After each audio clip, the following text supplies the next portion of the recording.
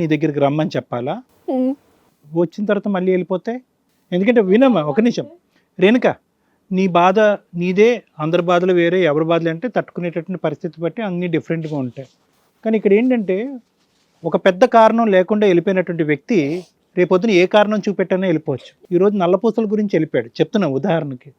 ఇక్కడ అనుమానం అనేటటువంటిది ఏం లేదు నీ మీద, సృష్టించుకున్నటువంటి ఒక అనుమానం అనమాట. ఏదో విధంగా అరే నీ బాధ నా పడలేకపోతున్నావు, నువ్వు పోరా బాబు అనేటటువంటి నీ మాట నోట్లోంచి ఎక్కడ వస్తుందని వెయిట్ చేస్తున్నాడు అనమాట. నువ్వు సఫకేట్ అవ్వాలి, ఉక్కిరి బిక్కిరి అవ్వాలి. నువ్వు బయటికి వెళ్ళావు, ఏ పని చేయవు, నీ మీద అనుమానం ఏంటి?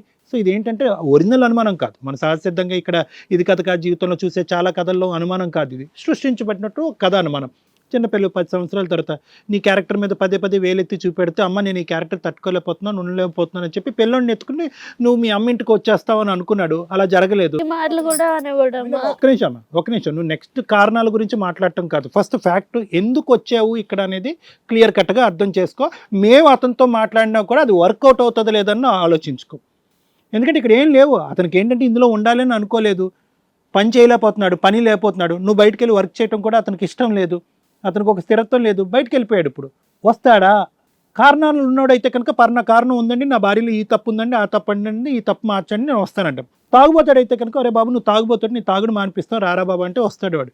కానీ ఇక్కడ ఏ కారణం చేత వెళ్ళాడో మాకు అర్థం కావట్లే. పిసినారు ఏమంటున్నాడు, నువ్వు పిల్లోడు లేకపోతే నాకు చాలా డబ్బులు మిగులుతాయి. అమ్మ అయిపోయింది, ఇప్పుడు ఆ స్టోరీ అంతా వినేసాం. పిల్లోడే లేకపోతే అతను తండ్రి అని కూడా ప్రూవ్ అవ్వదు కదమ్మా.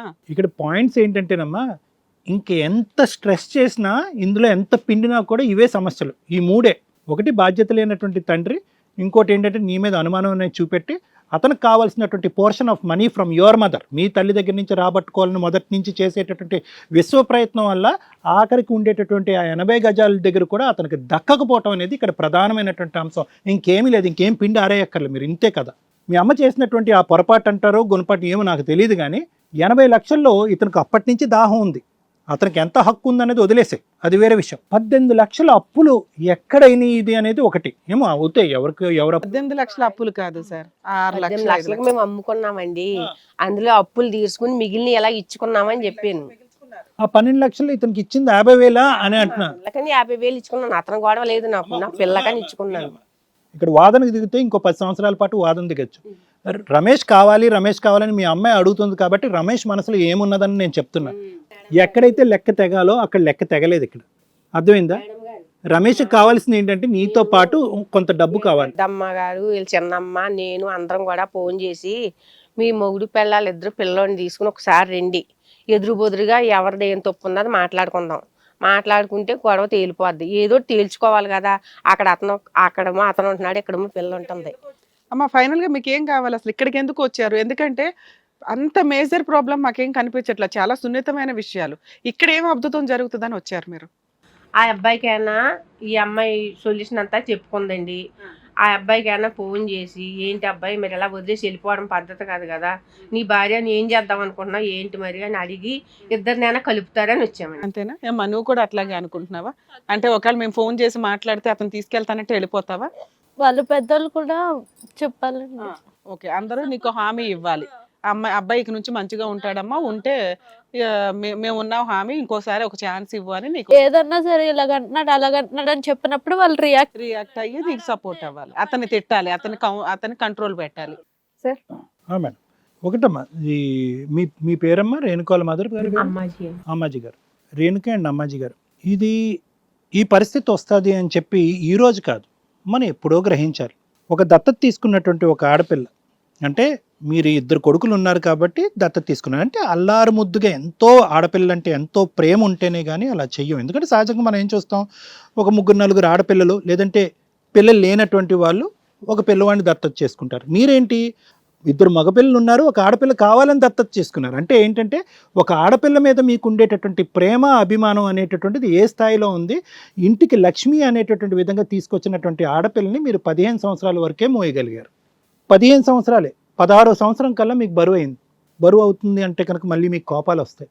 ఒక మేజర్ కానటువంటి అమ్మాయి, ఇది ఎప్పుడో 1980sలోనో 1990sలోనో జరిగింది కాదమ్మా, పట్టుమని 10 సంవత్సరాల క్రితం. అంటే 2014లో ఒక 15-16 సంవత్సరాల ఆడపిల్లని చదువు మానిపించేసి మీరు అల్లారు ముద్దుగా పెంచుకున్నటువంటి ఒక ఆడపిల్లే కావాలి అని దత్తత చేసుకున్నటువంటి ఆడపిల్లల్ని తనకంటే ఒక 11 సంవత్సరాలు పెద్దదైనటువంటి ఒక లారీ డ్రైవర్కి ఇచ్చి చేయవలసినటువంటి అవసరం లేదు. First point to be noted. మీకు ఉండేటటువంటి ఈ సమస్యకు ఇప్పుడు నాకు చాలా సానుభూతి ఉంది. ఆ అమ్మాయి అలా ఏడుస్తుంటే కనుక నా గుండె తరుక్కుపోతుంది. కానీ ఏంటంటే ఇదంతా కూడా ఏంటంటే చేతులు కాలేక ఆకులు పట్టుకోవటం. అంటే లారీ డ్రైవర్లు అందరూ కూడా దొంగలా అండి అంటే అలా అనట్లేదు. ఆ అమ్మాయి చదువుకుంటున్న ఆడపిల్ల ఒక స్థిరమైనటువంటి ఉద్యోగం చేసుకుని తన వయసుకు దగ్గరగా ఉండేటటువంటి ఒక మగాడు ఆ అమ్మాయికి 18 సంవత్సరాలు నిండిన తర్వాత కానీ లేదంటే ఏ విగ్రీయో చేసిన తర్వాత కానీ చేయొచ్చు. ఏంటా ఎమర్జెన్సీ? ఎందుకు చేశారు నాకు ఇంకా అర్థం కావట్లేదు. ఇప్పటికీ నాకు ఇంత మీరు బాగా చెప్పుకున్నా కూడా ఏమొచ్చింది? మీకేమై 10-12 మంది పిల్లలు ఉన్నారా? లేదంటే అప్పుల బారిన పడ్డారా? అంత అర్జెంటుగా ఆ అబ్బాయి అంత గొప్ప సంబంధం రాదనా? లేదంటే ఈ అమ్మాయి చదువు అక్కడితో ఆపేయాలన్నా? ఏంటో నాకు కారణం అర్థం కావట్లేదు. సరే, ఏ కారణమైనా చేశారు. చేసిన తర్వాత ఏంటంటే ఏదైతే మోస్ట్ ఎక్స్పెక్టెడో రమేష్ మీ ఇంట్లో వ్యక్తి అయినా కూడా రమేష్ యొక్క క్యారెక్టర్ ఏంటి, ఆలోచన ఏంటి, అసలు అతని ఆశ ఏంటి, కోరిక ఏంటి అనేటటువంటిది ముందుగానే అసెస్ చేసుకుంటే కనుక అతను డబ్బులు ప్రియుడా, స్థిరమైనటువంటి ఉద్యోగం ఏమైనా చేసుకుంటాడా, ఉన్న లారీ అయినా స్థిరంగా నడుపుతాడా, పాపను పోషించగలడా అనేటువంటి బయట ఎక్కడో కాన్కెస్గా కూడా అయితే కనుక మనం అసెస్ చేయలేం. మన ఇంట్లో ఉండేటటువంటి వాడు మన ఇంటికి అడుగు పెట్టినప్పుడు ఏంటంటే ఫస్ట్ ఈ అసెస్మెంట్ ఇంపార్టెంట్. వాడికి డబ్బులు కావాలా, వాడి కడుపు ఎప్పటికైనా నిండుతుందా, ఎప్పటికీ నిండదా, ఇంత ఇస్తే సరిపోతుందా, లేదంటే ఇంకా అడుగుతూనే ఉంటాడా, ఇది అసెస్ చేయడం పెద్ద కష్టం కాదు. కానీ ఆ డిఫరెన్స్ అనేది అక్కడే వచ్చింది. ఏదైతే కనుక మీరు మొత్తం అంతా అమ్మి నీకు పెట్టి పెళ్ళి అయితే చేశారో అక్కడితో మన రమేష్ గారి కడుపు నిండలేదు. సో ఈ సమస్య 6 నెలల క్రితం రమేష్ వదిలిపోవడంతో మొదలవలే, 10 సంవత్సరాల క్రితం మీ పెళ్లిపేటల దగ్గర మొదలైంది. సో ఇది నేనేమంటున్నానంటే మేడం, ఈ 10 సంవత్సరాల పాటు జరిగినటువంటి వ్యవహారం ఏదైతే ఉందో ఇక్కడేమి ఒక ట్రొమాటిక్ సిచ్యువేషను, ఒక సెన్సేషనల్ ఏం జరగలే. మనం చూసేటటువంటి చాలా భారీ ఎత్తున కేసులతో పోల్చుకుంటే ఒక తాగి తిరిగి తందనాలాడేటటువంటి మగాడు ఇంటికొచ్చి పెన్నం మీద వేయించుకుని తన్నేటటువంటి సిచ్యువేషన్ ఇక్కడ లేదు. అంటే ఇది టార్చర్ కాదా అండి అంటే కనుక ఆ అమ్మాయి అంత చిన్న వయసులో పెళ్లి జరిగినటువంటి అమ్మాయికి అదే కొండంత టార్చర్ ఏమో, అది మనం ఏం తక్కువ చేసి చూపెట్టట్లేదు. కానీ ఇక్కడ ఏమైంది అంటే కనుక ఒక ప్రత్యేకమైనటువంటి సంఘటన ఇక్కడ ఏమీ లేదు. ఒక అతి భయంకరమైనటువంటి క్యారెక్టర్లెస్ మూర్ఖుడు అనేటువంటి రమేష్ గురించి మనం మాట్లాడట్లేదు. ఒక శాడిస్టిక్ టార్చర్ పెట్టేటటువంటి మొగుడు మగాడు గురించి మనం మాట్లాడట్లేదు. ఇక్కడ ఏంటంటే కనుక ఒక బేసిక్ మిస్అండర్స్టాండింగ్. నేను ఒక లారీ నడుపుకుంటున్నాను, ఏమంత తాగుబోతాడు ఏం కాదు, అడపదడప లారీ డ్రైవర్స్ తాగటం అనేది సర్వసహజం. సో ఆ క్యారెక్టర్ కూడా లేదు. లారీ డ్రైవర్లకి చాలామందికి ఏంటంటే అందరికీ అనట్లేదు, చాలామందికి చాలా వ్యవహారాలు ఉంటాయి. అది కూడా ఇక్కడ కనిపించట్లేదు. ఎక్కడన్నా సీక్వెన్స్ చెప్తాను అది కూడా. పోనీ పిల్లల యొక్క బాధ్యత అంటే కనుక పూర్తిగా అది విస్మరించలేదు. ఈ 10 సంవత్సరాల పాటు మీ అమ్మ పోషిస్తే పెరగలేదు, నీకంటూ అతను ఎంతో తెచ్చాడు, ఇచ్చాడు. దాంతోపాటు 10 సంవత్సరాలు నడిచింది. ఈ 6 నెలల్లో లేదంటే మధ్యలో 1.5 మంత్తో పోషించకుండా అతని దారిని అతను పోయాడు. సర్వసహజంగా మేము చూసేటటువంటి సీక్వెన్స్ ఏంటంటే భార్యని ఇంట్లోంచి నెట్టేస్తూ ఉంటాడు. ఇతను ఏంటంటే కోపం వస్తే అలిగితే కనుక ఇతను వెళ్ళిపోతూ ఉంటాడు. సో ఇది ఒకటండి. అంటే ఏంటంటే ఇది కంటిన్యూస్గా నడిచినటువంటి ఒక వ్యవహారం కానీ కొత్తగా వచ్చినటువంటి సీక్వెన్స్ ఏం కాదు. ఏదైతేనేమి రమేష్ చెడ్డోడు కాదు అని చెప్పి రేణుక చెడ్డది కాదు. రమేష్ నా మీద అనుమానం పడుతున్నాడంటే ఇందాక నేను చెప్పినటువంటి అంటే కనుక అతనికి ఏం కారణాలు దొరకట్లేదు. ఏ విధంగా ఈ అమ్మాయిని వదిలించుకోవాలి, ఈ అమ్మాయి నాకు ఏదైతే అక్కడ ప్రామిస్ చేశారో, ఏదైతే నేను కోరుకున్నానో, మరీ అంత పేదరికంలో లేరు, ఎంతో కొంత ఆస్తిపాస్తి ఉంది, ఎంతో కొంత నాకంటే ఇంత షేర్ ఉండాలనేటటువంటి కక్కుర్తపడినటువంటి ఒక వ్యక్తి. పోనీ ఆ దాహం మీరు తీర్చారా అంటే ఆ దాహం అప్పుడు తీర్చలేదు. మొన్న 80 గజాలు అమ్మినప్పుడు కూడా అతనికి హక్కు ఉందా లేదా అనేది వేరే. అతనికి ఎప్పుడు మొదటి నుంచి ఇప్పటి వరకు ఏంటంటే కొద్ది డబ్బు అనేటటువంటిది ఆశ ఉంది. అతను అదృష్టం కలిసి రాకపోవటం వల్ల లారీ డ్రైవింగ్ అనేటటువంటిది అచ్చి రాలేదు. ఆఖరికి లారీ అంటే అన్ని సంవత్సరాల పాటు నడిపినటువంటి లారీ అమ్ముకునేటటువంటి దుస్థితికి వచ్చాడు. ఎంతో కొంత అతను కూడా మానసిక వేదనలోనే ఉన్నాడు.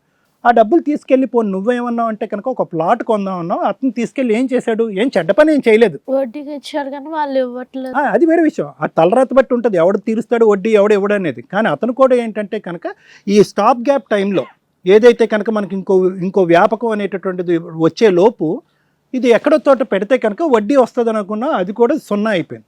దాంతో కూడా మనస్తాపం చెందాడు అతను మానసిక పరిస్థితి కూడా బాగుండి ఉండదు. అర్థమైందమ్మా?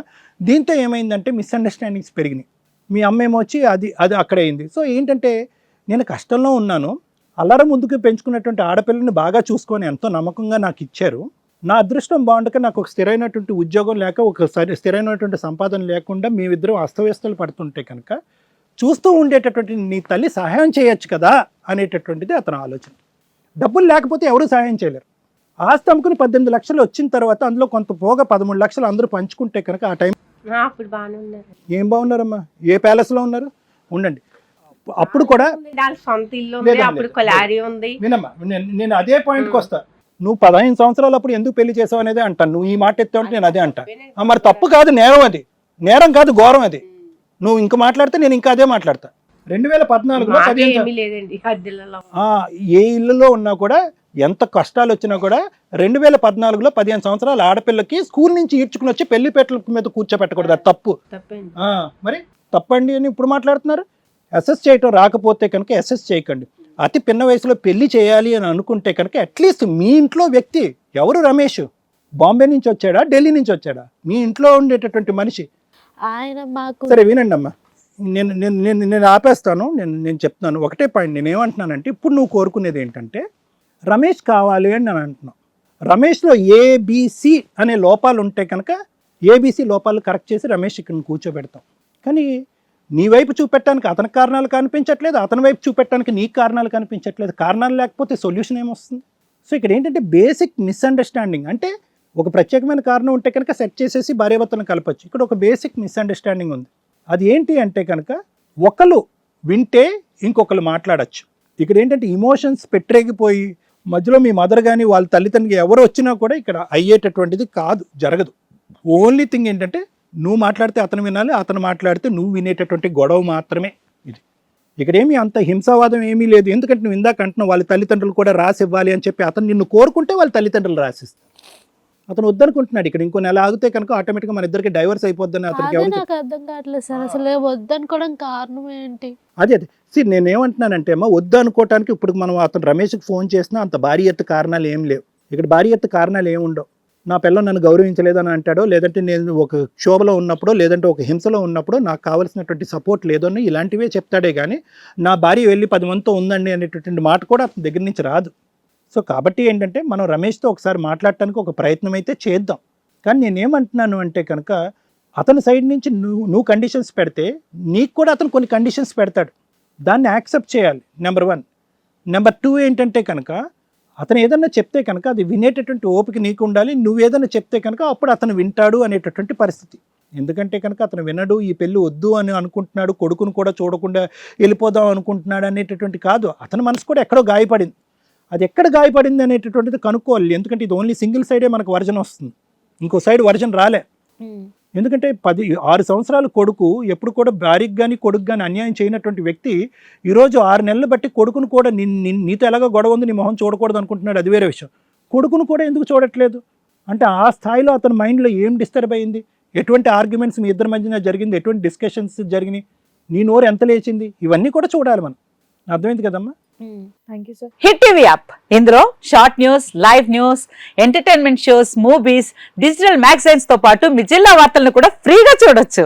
ఇంకెందుకు ఆలస్యం, వెంటనే హిట్ టీవీ యాప్ ని డౌన్లోడ్ చేసుకుని ఫ్రీగా ఎంటర్టైన్మెంట్ పొందండి. Hit TV app. Hit TV app. Please download hit TV app. Hit TV app ని ఫ్రీగా డౌన్లోడ్ చేసుకుని ఎంజాయ్ చేయండి. మీకు నచ్చిన ఎంటర్టైన్మెంట్ కోసం హిట్ టీవీ యాప్ ని ఫ్రీగా డౌన్లోడ్ చేసుకుని ఎంజాయ్ చేయండి. హిట్ టీవీ యాప్ ని డౌన్లోడ్ చేసుకుని ఆస్వాదించండి, ఆశీర్వదించండి. ఇంతమంది సెలబ్రిటీలు హిట్ టీవీ యాప్ ని డౌన్లోడ్ చేసుకోండి అని చెప్తున్నారంటే ఎంత మంచి యాప్ ఆలోచించండి.